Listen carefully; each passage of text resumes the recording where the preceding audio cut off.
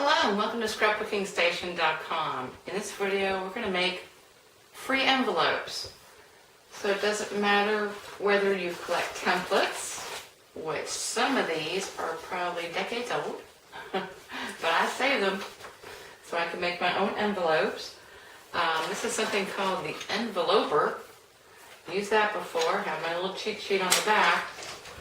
But what I'm going to introduce in this video is the envelope punch board from Stampin' Up. Okay, so how do you make it free? All this material in front of me is dunnage. That is the shipping material that comes with your orders, whether it be for pretty much anything. And so you've got papers here that are thick enough for envelopes. You've got tissue that can be used for a lining for your envelopes. And just recently, I've got yards and yards of this silver metallic. So I'm going to go iron some of these up and go back into the workspace and put the camera over my shoulder and I'll take a look at what I'm talking about. So I finished taking all my dunnage over to the ironing board and so got out whatever crinkles I could. Be careful, put some tissue paper down because some of these things bleed, like this one. And this silver was actually kind of interesting, gave off a little bit of niblets. So anyway, protect your iron and your ironing board. I always put it on the hottest setting. And so I've got all that ironed, and now I've taken my Stampin' Up punch board and kind of cut out some samples. I will show you one quick run through of how easy this is to use, but the point in this video is what do you do next. So I've got my dunnage pieces, and then I also want to go over some of these as well. Some of this paper stock that you buy that's one-sided, wonderful for envelopes. Some of the stuff that's in your kitchen drawer. So I've got wax paper and I've got parchment paper. Anyway, okay, so I have a piece of 8x8 dunnage, and I just got that off this punch board. So I'm making a 4 1/4 by 5 1/2. I need an 8x8. And I want to score the first thing at 3 1/2. And this is just how easy this is to use. So I put this over here, and actually the scoring tool is right over here on the side. I punch it, and then I want to make sure this is right up against the edge. And lightly at first, I'm going to come and sit. Notice my thumb is here to hold that. I'm going to rotate that around, and I'm just going to do a little plug. The coolest thing about this tool, and yeah, you can see it on the screen, is this little notch right here. Anyway, you line up the next score with this, punch, and depending on your dunnage, I mean, some of it's pretty thin, especially when you get into the lining. You might have to take your snips and trim it out. Anyway, I'm going to finish going around, and I finished creating the base for my envelope, and this is what it looks like. And the next thing to do to round off the corners is flip it over, and it's called a reverse punch, and do that. And sometimes you're going to get something like this. Now before you go crazy, if you're making a bunch of these, I mean, sometimes they turn out, it's about 50-50 with dunnage. And actually, let me just talk to that a little bit. Because as you're slicing dunnage, and I'm going to remove this, and it doesn't matter what envelope tool you're using, or if you're using an envelope tool or not. If you're slicing dunnage, and it's very thin, pretend I have marks here, I want to do that.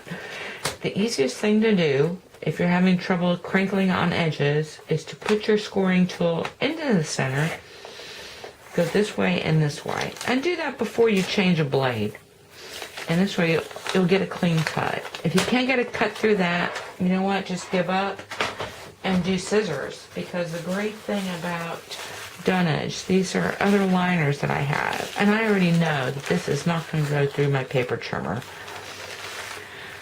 But actually there's a lot of things good about dunnage. It's light, it's neutral. This is some tissue paper that came with some boots, but my daughters go to urbango.com, and so this would be really cool for a liner.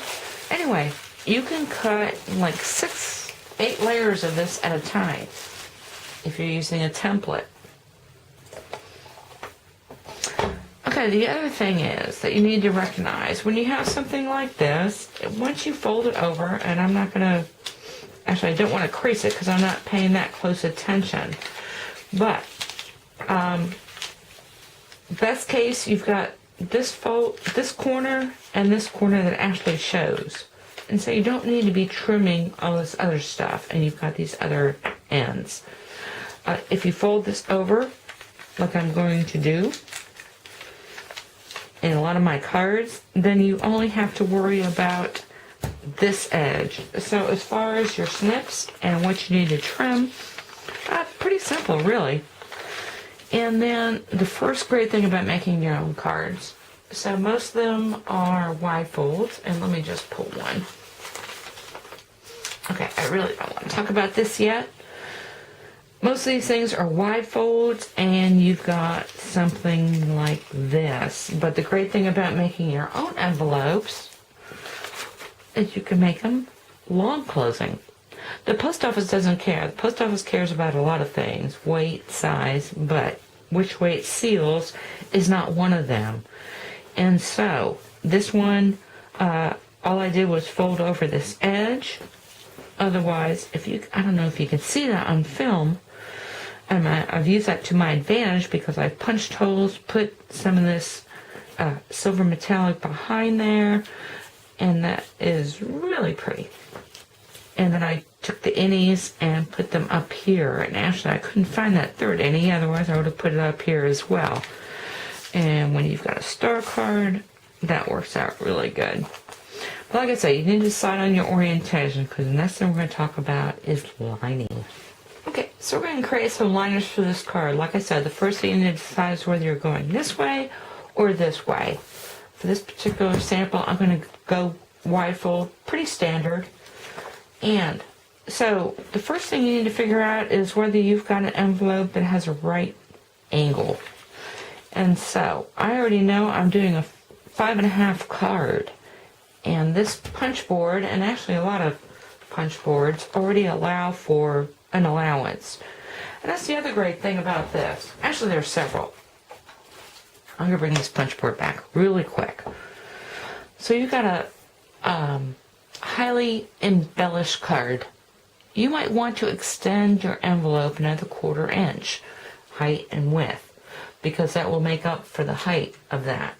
But if you're doing a scrapbook, and that's why these things are great, yes, you can do the math, but I want to make an envelope for my tickets, I want to make an envelope for this invite for my daughter's scrapbook page, and I know what kind of size envelope I'm going to need, and then I just look on here and create it. So anyway, that's the great thing about this. You don't have to do the math, you don't have to think about it, you can create it. Let's do the lining. So I already know I'm working with a 5.5 inch card. I don't really care what the dimensions of this envelope are. When I create my strip of dunnage, it's going to be 5.5. And I'm going to calculate the center point, which will be 2 3/4. And pretend this is not folded off. I'm going to measure 2 3/4 on either end. Now if I want the same little notch, which like I said, I really love this little notch, I'm going to line up the top of my envelope with this score line. And I'm going to notch it. And then I'm going to, yes, I'm going to have to trim that one. And then go the other way as well. And notch that also. And then I've got the same notches that I do on my card. So let me finish that up, and I will show you the end result of that one. But this is the kind of thing where, I mean, this is kind of fun to do if you're watching repeats of Criminal Minds. Just make a bunch of envelopes, because what we're going to do next is start decorating and customizing. And that's the whole point of making your own envelopes. So I did this in front of the television last night. I cut a bunch of them, and like I said, just this way I'm not so tired when it comes to making them creative. Okay, I didn't want to get too carried away with the envelope punch board. If you've got templates, like I said, the great thing about dunnage is it's neutral and it's thin. So you can cut many, many, and many. So this is that. And I cut one out of this. And of course, with this petal envelope, you put something inside there and then just tuck this under.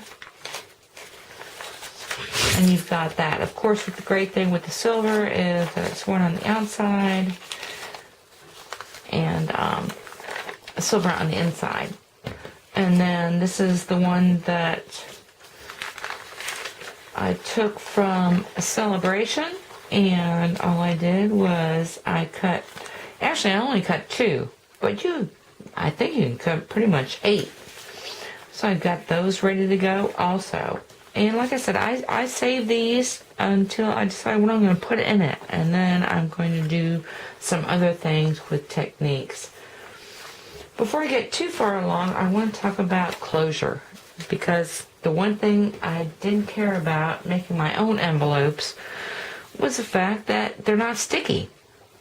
And so, the first thing I'm going to do, this is the envelope that I made in my sample. So I put the lining on and glued it all together.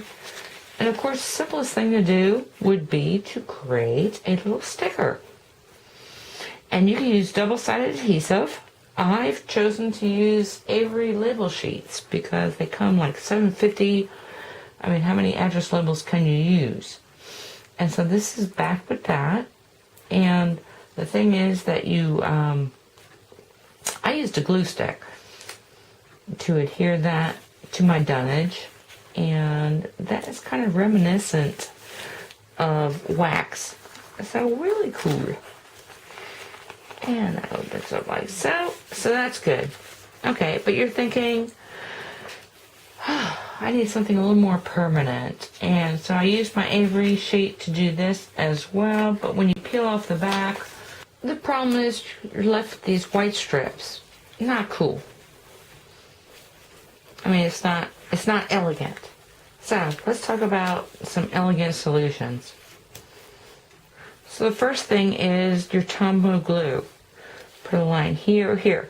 And actually, as I'm saying this, I mean, with the enveloper, you've got, guys, about a half of an inch overlay. And you need to keep that in mind because you don't want to put whatever adhesive you're putting here to stick onto your card. So anyway, Tombow glue, let it dry. And actually, this is kind of unique because you can seal it. I would mail that for sure. And then you can reopen it. But I think the most elegant solution is to use your Snell adhesive. Or, what do they call it? A glue runner or whatever. I mean, there's a lot of brands for it. Put that on the edges. And like I said, you've got to be aware of your allowance here.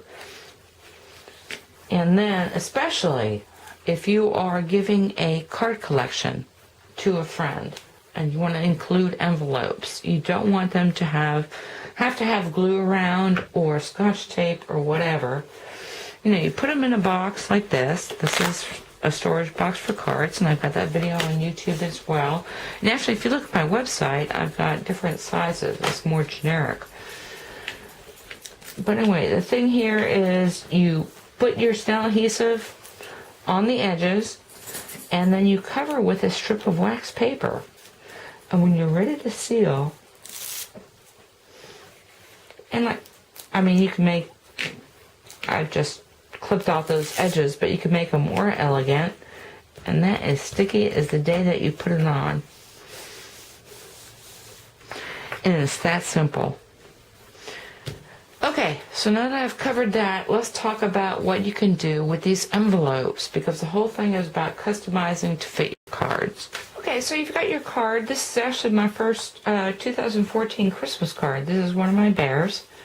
And I've got a textured panel here and the colors. So, of course, the first thing you can do with your lining, and this is all dunnage, is stamp it in coordinating colors. So I've used Early Espresso and Always Artichoke. And you can pop that in there. And way good. And of course, as always, you can stamp the front like so. One of the things I like to do is I've got this textured pattern on here. I took my dunnage, ran it through, and also textured it, and then stamped it in, again, a coordinating color. And that makes a really nice liner as well. And he fits in really good. And actually, this is one of those glue things, so let me just show you. I've already sealed and resealed several times, and it still sticks. So let's put off that to the side. Like I said, this is a star card, and once again, just kind of coordinated all that. And actually, there's nothing on the front. And here's another one. So this is another card kit on Etsy. Let me pull that out. Oh, it's really pretty. So this is actually Stampin' Up cardstock and metallics and twine. And all I've done is taken the liner and repeated this image with the leaves. But then on the front, and this is the great thing about creating your own envelopes, is on the front, before you've folded it, sealed it, and whatever, you can ink. Well, first off, you could take a framelit, cut that out. I've actually taken the other piece and put it up here, but if you were to ink that as well, that would be cool. So I did that on the inside. Let me just show you. I think you could see that. Anyway, totally perfect match for this card. And that's what I said. That's why I like dunnage. Okay, let's talk about flaps for a little bit. Because you don't always have to do the same image that you do on your flap. So this one pretty much just mirrors the envelope. And let's talk about the doily. So yeah, you got a doily. This is a 4x3 or for a 4x3 card. And I've taken a doily and I've done that, and I've done that on the outside as well. And as long as you glue it down really well, the postal office does not care. Here's another one. This is a framelit. So I took a framelit. This is the flower framelits, I believe. And trimmed off my flap before I cut it into corners because, well, anyway, there's things sticking out, so there's something to think about. And then used a smaller one with my dunnage to create the interior, and then also did that on the outside. Really pretty. Like I said, wax paper, parchment paper. This is one of those one-sided paper stock that I use. So on the inside, it's actually white. But what I did before I textured, this is wax paper, textured wax paper, inked it. But I also inked the envelope beforehand. And then the other thing, of course, you can do is punch out your little flap. The other thing I wanted to share is postal envelopes are not cheap. And so this is something that I send off with my Etsy kits. This is 6x9. If you've got dunnage, you can recreate this. And like I said, the post office does not care. Round off the corners, smidge it off, and this is actually lighter than this. And I'm going to talk to that at the very end. And then the other thing, there are other materials that you get for free. One is wrapping paper. And I'm going to talk more about this. The other thing is bags. This lining is actually a gift bag that I got. And once again, this is that I used snail adhesive and lined it with wax. And this is ready to go as well. And then the other thing is computer printout paper. This is just paper. So I've got plain white computer printout paper, and then I've got some texture paper. And I think I use this with the enveloper. So that's another envelope, and it fits really nice in there. And these are my little giveaways with my Etsy cards. So let's just talk about this for a second. So wrapping paper, anything that you can get into a roll is cheaper than buying by the piece. And so this is my wrapping paper. And actually, I have got tons of it. And the great thing, once again, I use my framelit to cut the front of this, or cut this hole in the front of it. I use the innie, and I put a piece here and a piece here and stamped it. Let me just show you something really cool. And I'm just going to check if my camera focuses. Because when I've done packages before, I've always used my card and then created my packaging after the card. But now I'm thinking, well, now I've got wrapping paper. Let me make my envelope and card match with the wrapping paper, or coordinate with the wrapping paper. So there's a lot of things I want you to see here. The first off, again, I've got dunnage, and I've stamped it with my same coordinating stamp. I actually used Riding Hood Red for these guys. I just stamped the package, and this is that Maya twine cording. But imagine, like I said, I've got my envelope with the front, like so. And I've got a card. This is not a real card. It's just some cardstock that I stuck in there. But tuck that under. And that will make an impression on anybody. Anyway, I think that is all I have for this video. I thank you for watching, and I hope you give making your own envelopes a try. Especially with dunnage, I think you'll find it gives you an opportunity to be way creative.